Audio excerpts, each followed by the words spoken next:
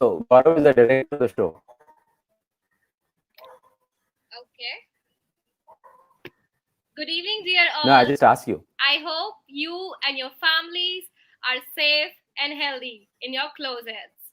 But, God forbid, if not, then don't worry. Because in today's session, we have covered all your queries regarding health. Then, be it on how to boost your immunity, how you can manage the changing lifestyles due to this pandemic, and what kind of nutrition you can include in your diet to deal with COVID 19. Yes, we have covered everything. So, I, Shivali Gupta, moderator for today's session, welcome you all and express my great thank you for having patience and for gracing the webinar with your presence. Sorry for the delay because there was some technical glitch. That's why we are starting the session now. All right. So, before we begin, I would like to tell you about UPES, Heartfulness, Science, and Spirituality Club. It is an initiative by the students of UPES who believe that how inculcating simple and practical meditation and relaxation practice can help anyone to become more physically and mentally mindful just by discovering the divine light of our hearts. And with this, I would also like to apprise you about our honorable guest speaker for today's session, Dr. Alok Malik. He is CEO of Omni Hospitals, a healthcare leader, and a heartfulness trainer. We welcome you, sir. Thank you, Shivali. It's a great pleasure and a Meanwhile, great honor to be here. thank you, sir. Meanwhile, Yep. to the audience, if you have any questions, you can drop your questions in the live chat box and we'll address those questions later with sir. And after the questionnaire, we do have a small gift from us to you. Yes, a small gift of live heartfulness meditation and relaxation session with sir. So, hold your breaths, don't go anywhere, and stay tuned until then. Over to you, sir. Thank you, Shivali. Hi, everybody. So, hope everybody is safe, and that's how you're here. But then I know that everybody is worried. The only question that I keep hearing from people from all ages when it's going to end and how do we going to manage this and so on and so forth. Now, my mind always keeps going back to the last big epidemic, viral epidemic that we faced in India. That was in 2008, and we had this epidemic of swine flu. And of course, it was not as widely reported or as widely, so to say, uh, it did not widely impact too many people. So there was no government intervention as such, but then people out of scare went into a lockdown. And let's see. We need to figure out how do we prevent ourselves from getting infected. What do you mean by social distancing? What do we mean by herd immunity? Because as we all know, this is a virus. It's a COVID SARS-2 virus. It's a coronavirus family of virus, something avid to SARS. And like all viruses, the main defense is our own body. If the body's own defenses are in good shape, you'll be able to mount a defense against the virus because there are very few, if at all, antiviral drugs. For viruses, we have antibiotics and whole bunch of stuff that you can try on bacteria. But against viruses, we still depend on our own immunity, right? So, what does building your own immunity mean and what does it entail? Traditional medical knowledge says that anything which has high dose of vitamin C, it builds up your immunity. It makes you better capable at dealing with the virus. Your body needs to be rested. These days in lockdown, everybody is at home, but you're not necessarily resting. I mean, I see at my own home, my kids, they're on the TV or on a video late at night. They're hardly sleeping. That's not resting. You need to rest.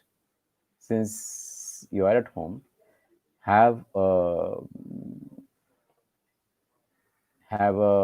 proper schedule that this is the time I work, this is the time I watch movies, this is the time I play, and this is the time I sleep. You must have adequate sleep. If possible, safely you can access fruits, you must have fruits. Fruits and vitamin C are a known source of what we call antioxidants. And antioxidants always help improve the immune status of the body by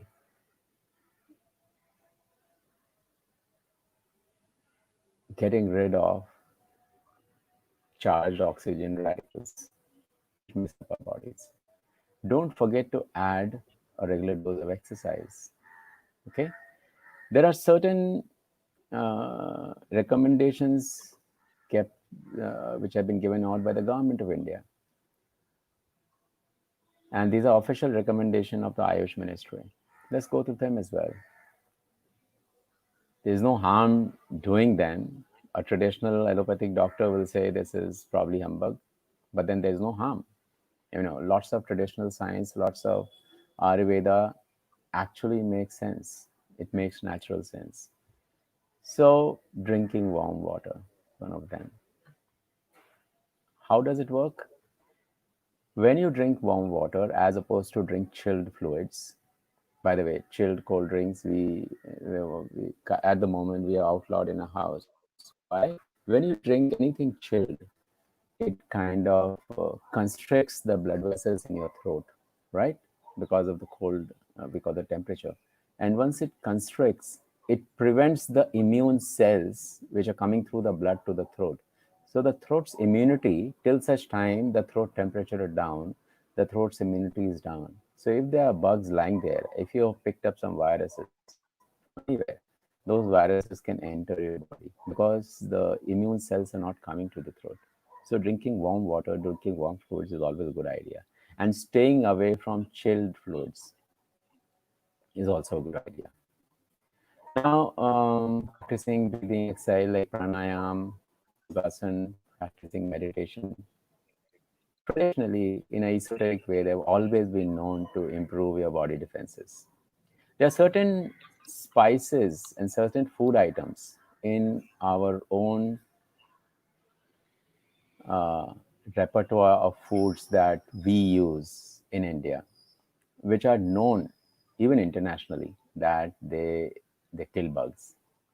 Turmeric, cumin seeds, coriander, garlic. You know, so these are the things that they, apart from adding taste to your food, they actually kill bugs.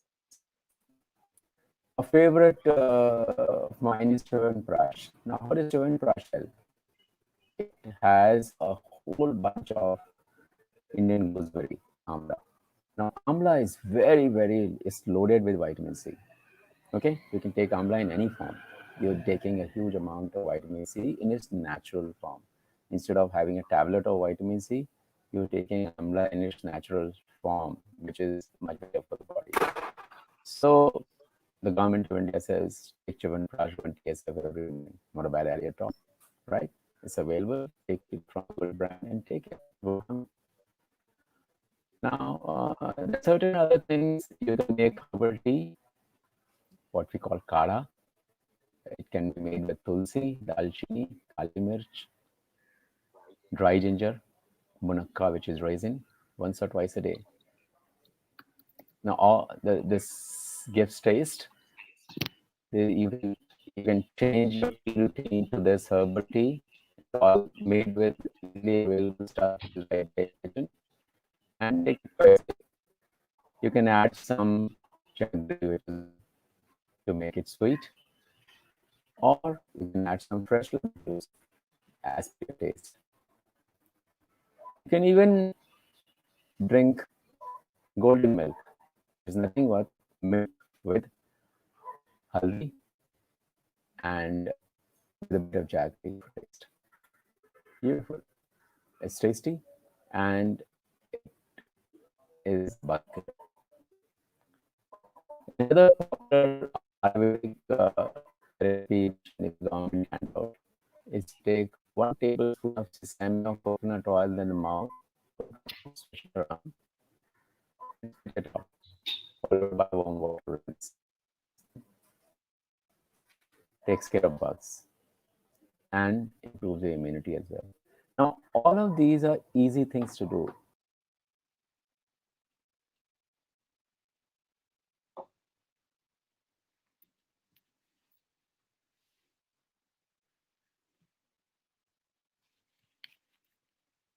Where is Sir? So, this is a time when modern science doesn't have to do any um, kind of keys for you. This is the time we kind of go back to traditional science. It's not a bad idea at all. Now, let's look at the rationale of social distancing. What do you think? Are you by social distancing? Are we trying to avoid getting the virus?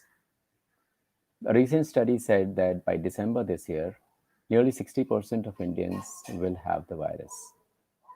Okay, and more than 90% of them won't even know that they have it. So a surgeon, any surgeon will tell you when they operate, I'm a surgeon basically. So you paint the part to be operated.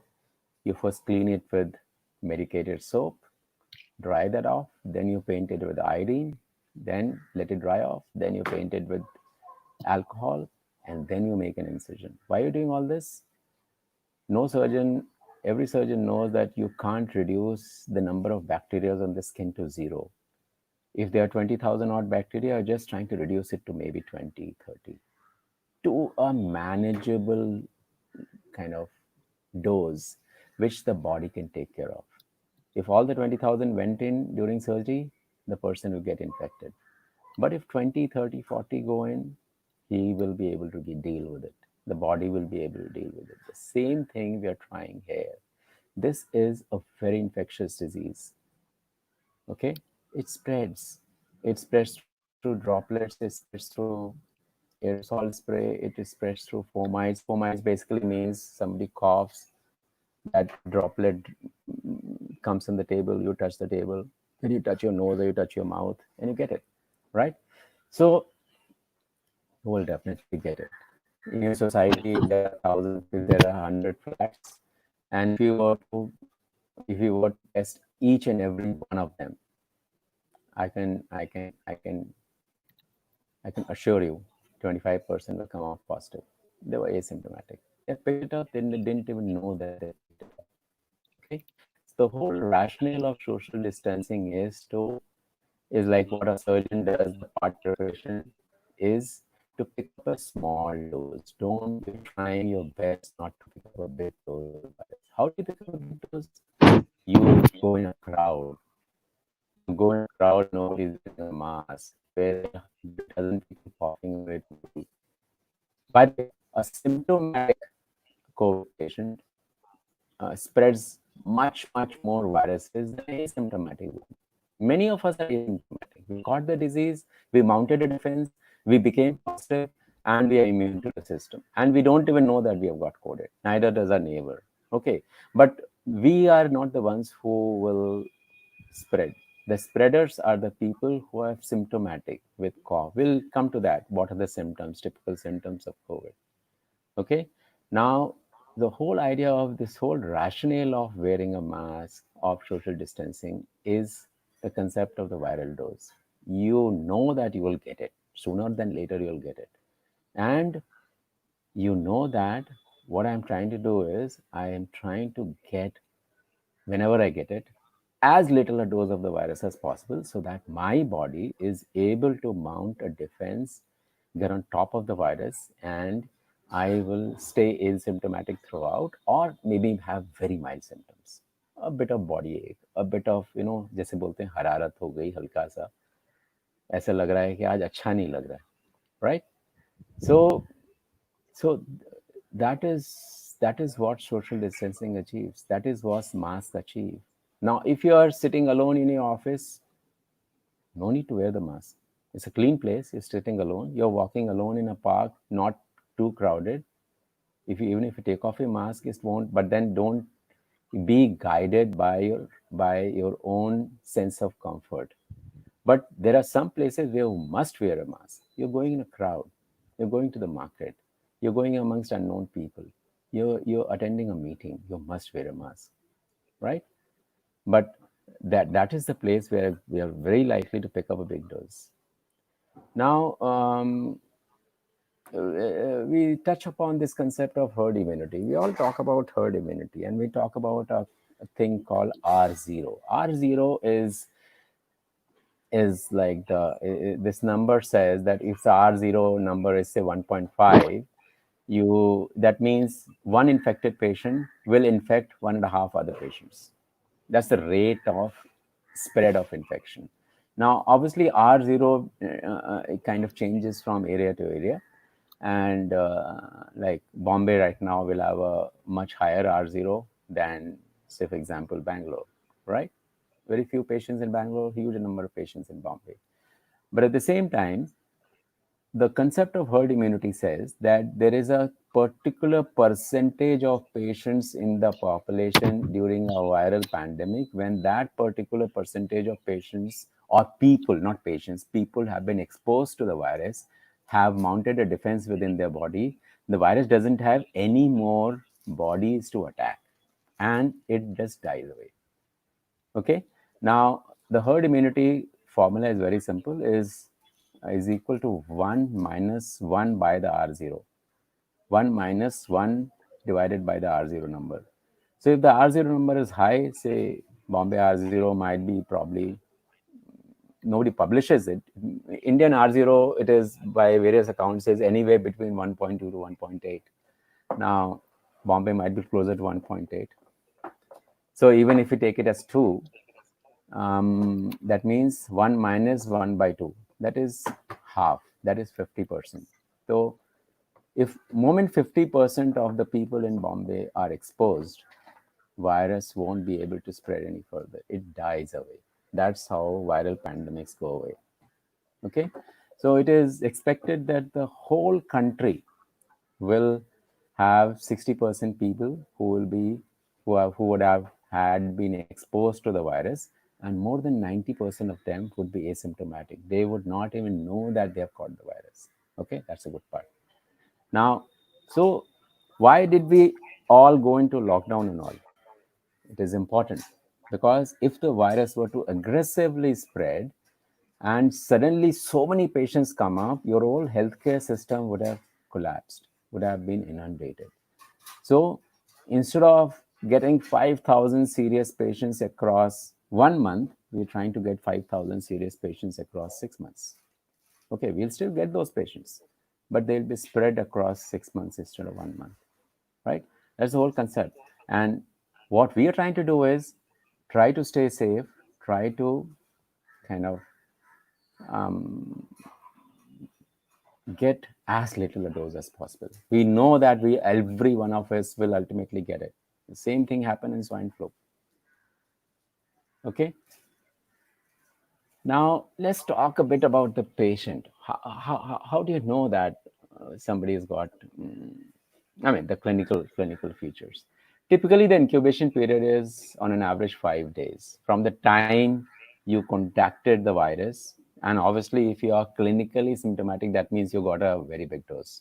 Okay, because when you get a small dose, you will get the disease, but you will not get symptoms or such mild symptoms that it won't even bother you to go and seek a doctor initially. So incubation period is on an average 5 days. Initially you'll have flu like symptom, like commonly your fever, headache, dry cough, body pain, nausea, and loss of smell. Now, these two are very typical: dry cough and loss of smell. In multiple studies, they have shown that they are present 50, 60, 70% of time. Now, once this start, and if the patient is mildly symptomatic, so see, a whole bunch of people will be asymptomatic. Some will be mildly symptomatic. These are the people who will just have flu-like symptoms, and that's it. But if he's going into the serious patient type, by day 5, he starts becoming breathless. And you take his X-ray, yes, and CT scan, you get features of viral pneumonia. And so these are serious patients with severe symptoms. Okay, so by and large in India, more than 90% patients are asymptomatic or mild. That means they either didn't have symptoms or they had symptoms of mild flu, some fever, some headache, some dry cough. You know, less than 10% of symptoms had severe symptoms. They had they had breathing problems. Okay, and they had to go to a hospital. Now, um, uh, so and these severe symptom patients ultimately by day 10 go into multi-organ failure. So out of the 10% who need hospitalization with severe symptoms, 50% of them will land up with become critical. They will need ventilators. Out of people who need ventilators, 50% of them may die. So that's how it is panning out. But the most heartening thing to note, at least in India, nobody knows why it is.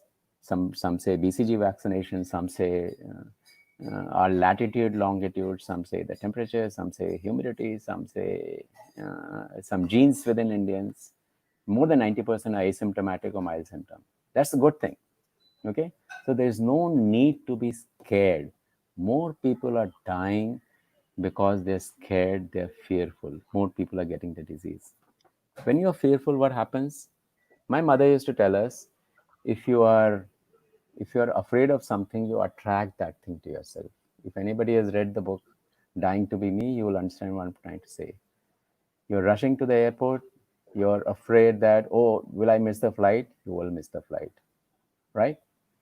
So if you're afraid of catching COVID, you're actually attracting the disease to yourself. The trick is not to be afraid, but at the same time, take precautions. Okay. Now, what are the precautions? These are the precautions. You know, even today, modern science also accepts that positive visualization helps.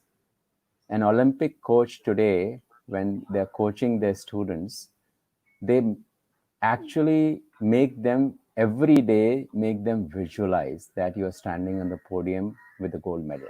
Visualization. What you think happens. If you're always thinking, oh my God, I will catch COVID, I will catch COVID, you might end up catching symptomatic COVID, right? On the other hand, if you visualize, I'll be fine. If at all, I'll have asymptomatic stuff and nothing will happen to me. And that's the way it will be. So when the Olympic coach coaches his students that visualize every day that you're standing on the podium getting a gold medal, that doesn't mean the student stops preparing for the race. He does everything.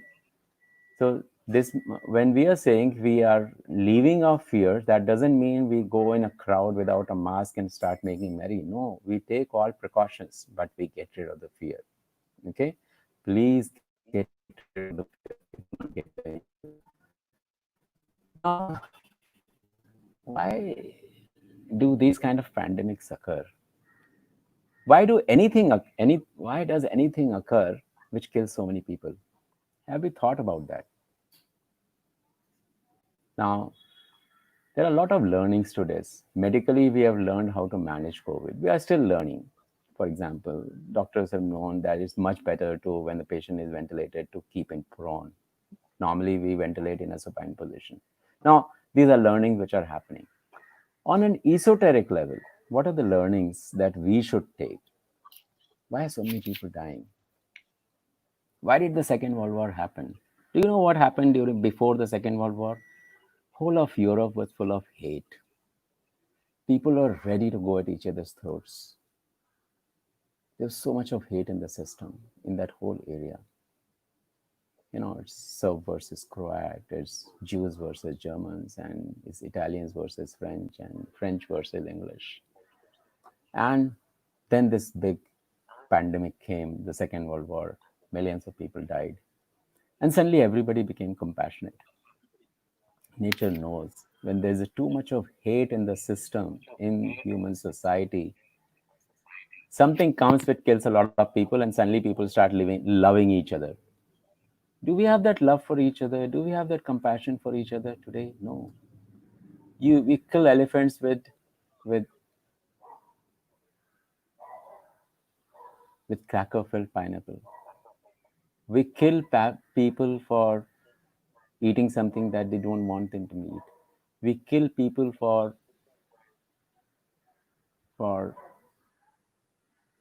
praying to the wrong god, as per us.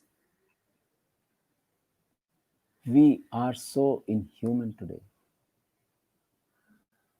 Kids who are being born in the last 20, 25, 30 years, they are much more impacted by this because, esoterically speaking, it has been shown that lots of kids who have been born in the last 20 years are indigo kids. They have come to populate a loving world, a compassionate world. And they get horrified when they see all this.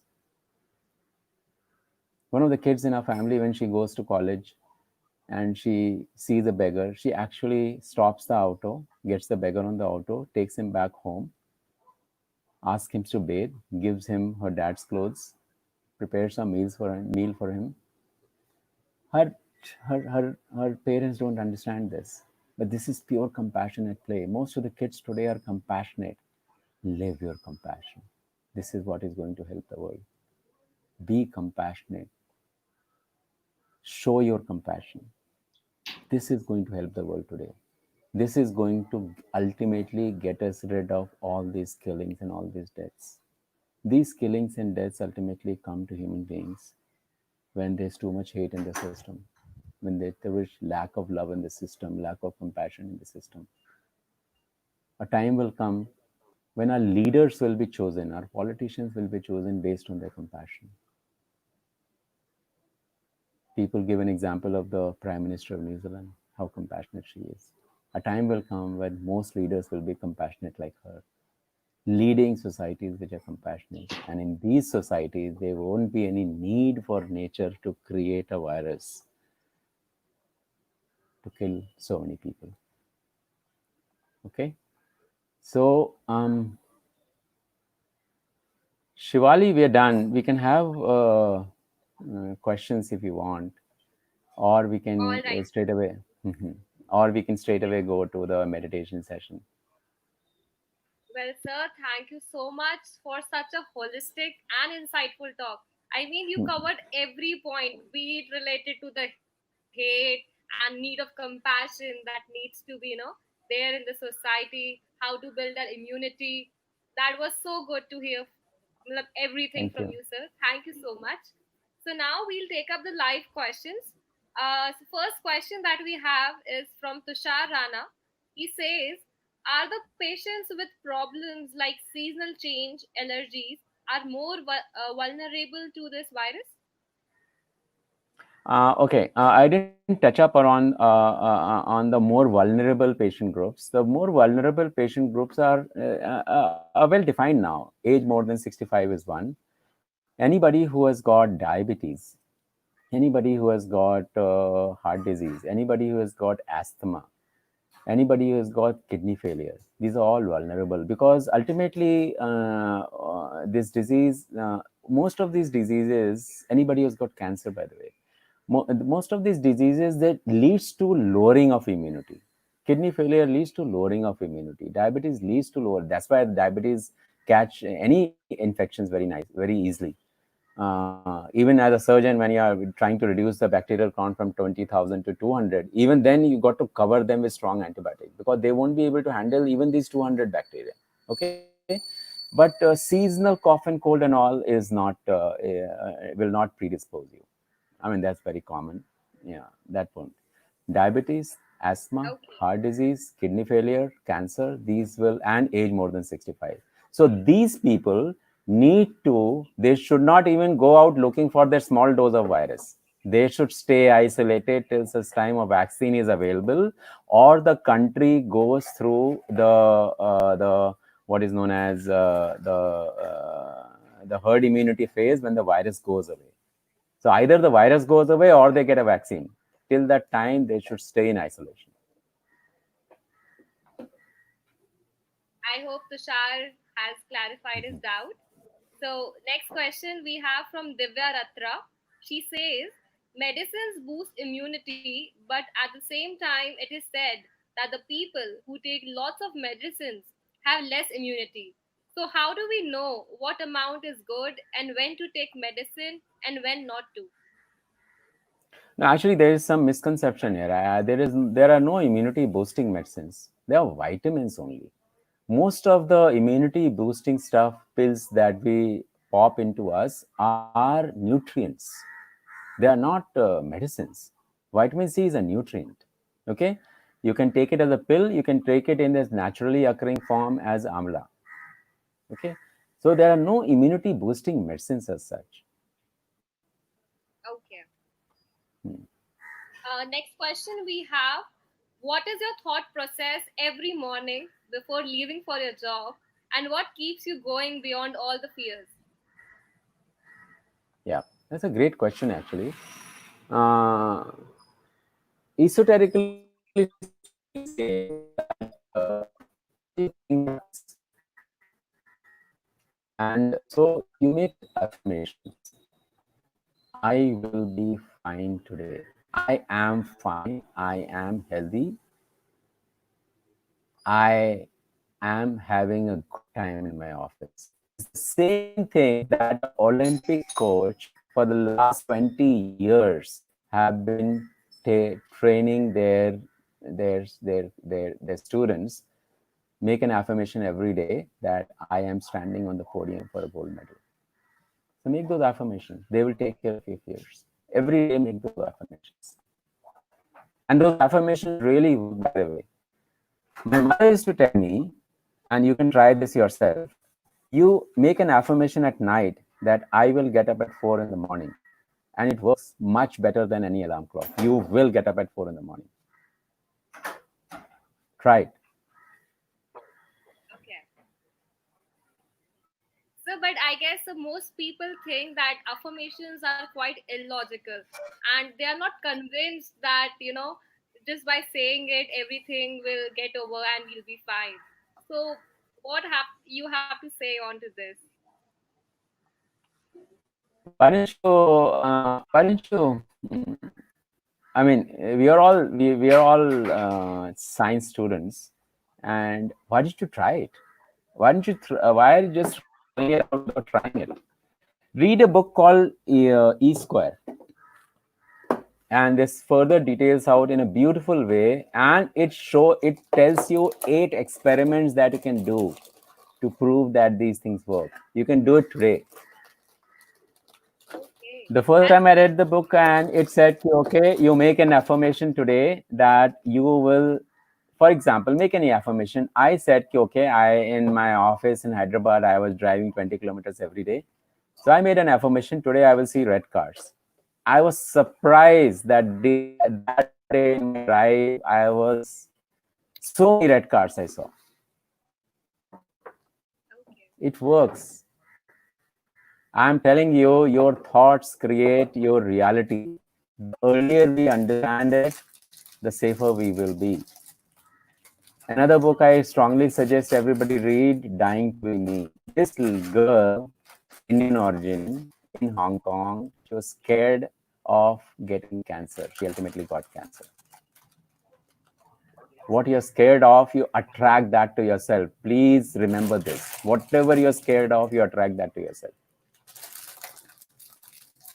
So, is there any other way? Like, we have one question also that the pandemic has created fear and psychosomatic disorders amongst people in general. So, other than Absolutely. Absolutely. yeah, Meditate. other than affirmations, what can they? have at home and what can they? You can meditate. Okay. You can you can meditate. You can meditate. You can develop compassion. And how do we develop compassion? Incidentally, what is compassion? There are three words which I use interchangeably: sympathy, empathy, and compassion. Okay. So what is sympathy? Your friend is sick. He send a WhatsApp message. Oh my God, you're sick. I'm so sorry. Okay, you're conveying sympathy. It's also called lip service, by the way. Okay, what is empathy? Your friend is sick. Apart from sending him a message, you land up there and say, "Hey, can I do something for you? Can I get you a hot cup of tea? Can I, press your head? You must be having a headache." That's empathy. You do something about it. What is compassion? You feel the pain of that person. You know, everybody must have heard of this horrible thing which happened to the elephant in Kerala. Yes, sir. Yeah. How many got tears? That's compassion. You feel the pain. You feel the pain. And of course, you do something about it. So, in the friend's example, you go, you feel the pain. You actually get tears. Oh my God, she's sick. And then you go and you make tea for her and you do things for her. You got it? Okay, sir. So, Thank you so much, compassion sir. is so important today. All right. Thank you so much, sir, for clarifying all our concerns, be it to Hmm. passion, fear, or COVID-19. You have cleared all of them. So, audience, as I promised you, that we have a small present from us to you. So, let's start that without any delay. So, we'll start heartfulness meditation and relaxation practice with sir. So, over to you, sir. Okay. So, heartfulness meditation is a very old system. It has been practiced in India since for the last more than 75 years. And um, uh, the key ingredient in this system is the simplicity.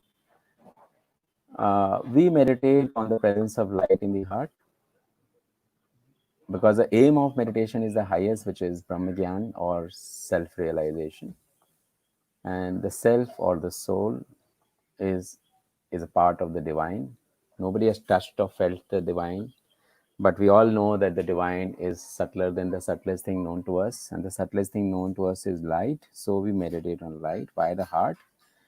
Because in every religious tradition, it is believed that the heart, the soul, is this. The heart is the seat of the soul. In the Hindu tradition, they say angusht matra, size of a thumb, hriday ke andar. In the Christian tradition, Christ said that the kingdom of God is in your heart, right? So,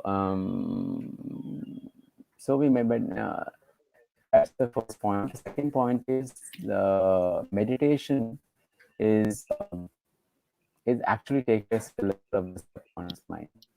You use the conscious mind to kind of seed the subconscious mind with the thought, and you sit there and you're meditating the subconscious mind. And the conscious mind, you are leaving it free in heartfulness meditation. So, when we say please start meditation, what we do is we do two things. We take our attention to the Sir, heart. your I'm voice not is saying breaking a focus, I'm little. not saying concentration. Okay, so let me stop my camera. So there is a bandwidth issue here. Okay, Yeah. can we do that? Okay. So Yes, sir. It's clear now. no, no. Okay. So when during meditation we do two things. We take our attention to the heart. Attention is not the same as focus or concentration. Attention is a very natural thing. It's like a young mother cooking in kitchen, young mother cooking in the kitchen. Her focus is on the cook, but her attention is on the baby sleeping in the bedroom. The moment the baby wakes up, she runs. She Sir, knows your because voice her is attention still was there. breaking a lot. Okay. Could you just check? Um,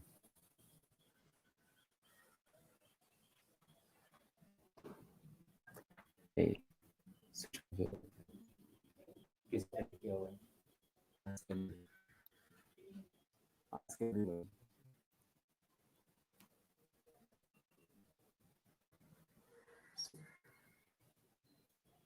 So, um, uh, so we take our attention to the heart, and in the conscious mind, we make a supposition that the heart is filled with light. That's all. This thought settles in the subconscious mind, and in the conscious mind, it may for some time. After that, it will go away. Once it goes away, we don't run after it. We don't repeat it like a mantra. We don't focus on it. We let it go away. It will be replaced by other thoughts. Other thoughts get power from attention I give to them. Since my attention is on my heart, I'm not giving any attention to the other thoughts, and they will keep coming and going, coming and going. Okay. So this is exactly how we meditate. It's a semi-passive system. You are just keeping your attention in a natural way on the heart, taking a thought that the heart is filled with light, and letting that thought stay as long as it stays. Once it goes away, you let it go away, and keep being unmindful of other thoughts which are coming. Gradually, after a few days to weeks, what happens is the other thoughts stop coming. You start experiencing no thought, which is a very normal experience for most of us, because most of us are filled with thoughts all the time. Your conscious mind experiences the state of no thought. After another few days to weeks, apart from no thought, your senses seem to start getting dulled. You're dimly aware you're sitting on a chair or a couch. You're dimly aware there is a car honking outside. Your senses are getting dulled. This we say is you're getting deeper into meditation. This usually takes about 4 to 8 weeks for most practitioners from the beginning. So, like meditation, like any skill, the more you do it, the better you become. It takes 4 to 8 weeks to start going deep. In 5 to 6 months, you experience your first samadhi state meditation, which is the fastest any system can offer, where your conscious mind is totally shut down and your senses are totally shut down. And when you come out of it, you said, wow, did I go to sleep? But most of us can't sleep while sitting on a chair. And for those who can, coming out of deep meditative experience and sleep is very different. When you come out of sleep, you feel dull. You know, when you come out of deep meditative experience, you feel so light, you feel so refreshed. It's a very different experience. Okay. So now we will have a short meditative guided this thing. Um, as a heartfulness trainer, I conduct it remotely. Now in meditation, all the work happens between subtle body to subtle body. The human body esoterically has three parts, three sheets, three cores. You know, you have the physical body. Within the physio is also called the stool sharir. Within the physical body, you have the subtle body. Subtle body is consists of the mind, the ego, the intellect, and the consciousness. And within the subtle body is the causal body, which is the soul.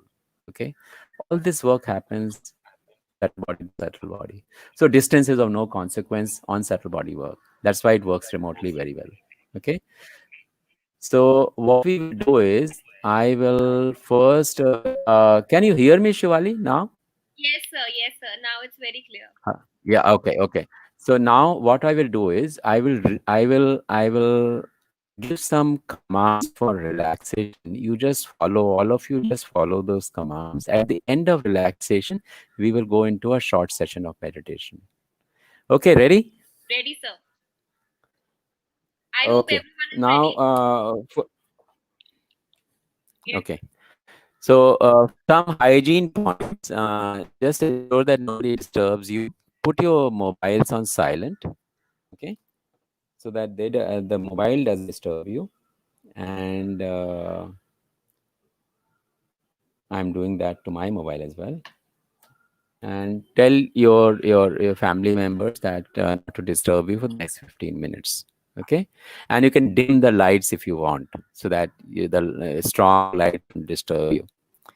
Okay, here we go. Sit comfortably. Close your eyes, get your attention to your feet, wriggle your toes.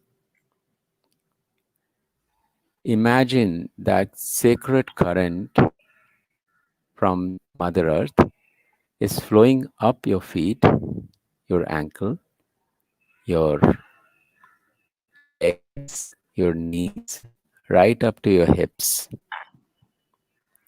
And as this current is flowing up, feel that all the muscles of both your limbs are becoming totally relaxed. Breathe in, gently breathe out. Let this energy now move up your back, your lower back, your upper back, and feel as the muscles of the back are letting the energy pass through them, all their stress and strain are leaching away, leaching out till they are totally relaxed. Feel the energy move forwards and flow up the muscles of your abdomen and chest wall. And as it does so, feel the muscles there also becoming completely relaxed. Breathe in, gently breathe out. Now shift your attention to both your upper limbs. Let the energy move from the upper chest via the shoulders to your upper arms, elbows, forearms, wrist, hands, all the 10 fingers right up to the fingertips. Feel the energy oozing out of the fingertips. And as this energy is moving down both your upper limbs, feel each and every muscle is getting completely relaxed. Breathe in, gently breathe out. Now let your attention back to the shoulders and let the energy move from both shoulders to your neck. And as it is moving, feel all the strain of the day melting away from the muscles of both shoulders and neck till both all the muscles of the shoulders and neck are completely relaxed. Let the energy move forward to your face now. And as the energy moves up, the muscles of the chin, lips, cheek, eyes, forehead, and scalp are becoming completely relaxed. Your full body is now relaxed from the top of your head to the tip of your toes.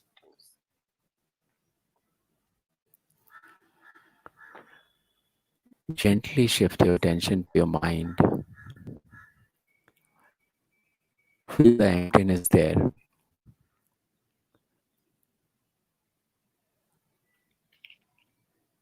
Stay in that emptiness for a few moments.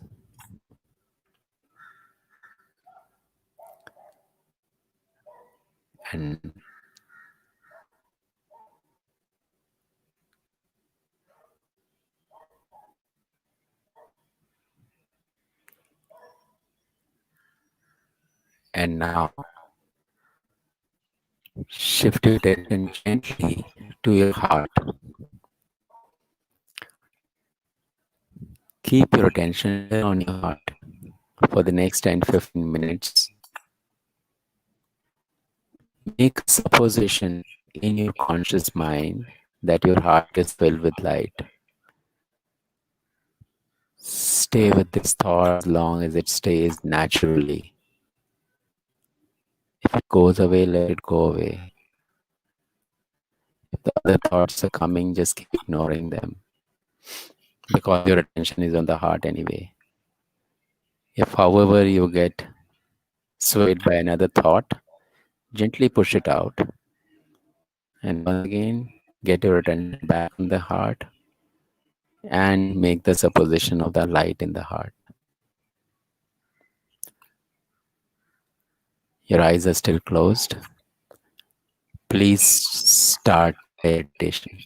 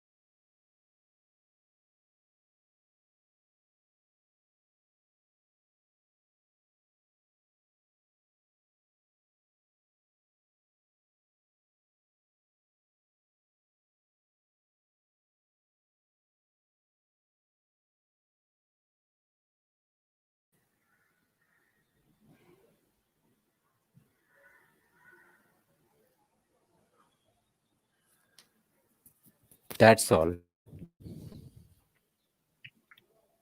Thank you so much, sir. It really felt so beautiful and soothing. It was truly Mhm. magical when we connect with our inner self. Thank you so Yeah, much. I Also, know. those who would like to And hope further you're less fearful now.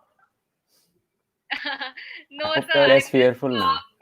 calm. Not less cheerful, just a little bit I calm and just composed. I just wanted to add a footnote about fear. Um, one is fearful about the unknown. What is the unknown here? We know that the virus is going to stay till such time we have herd immunity. We have two options. We have option either to lock ourselves inside a house and wait for the herd immunity. That may come up till December, right?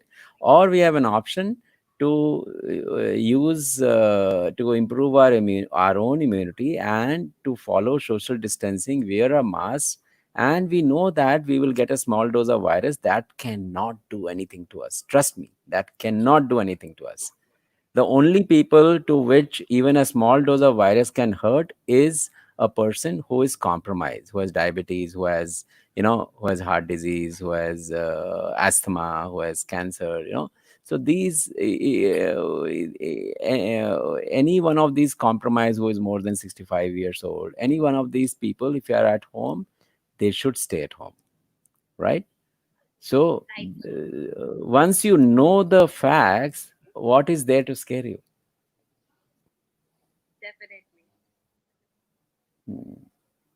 So, those who would like to further practice heartfulness meditation and relaxation with Sir for tomorrow Mm. and day after tomorrow, that is Yeah, we can Friday do that. and Saturday. Yes. So you guys can fill the Google form link, which is given in the live comment section, and also we have put this link on Facebook also. So once you register yourself, you will be able to join Sir for next meditation session on Friday and Saturday.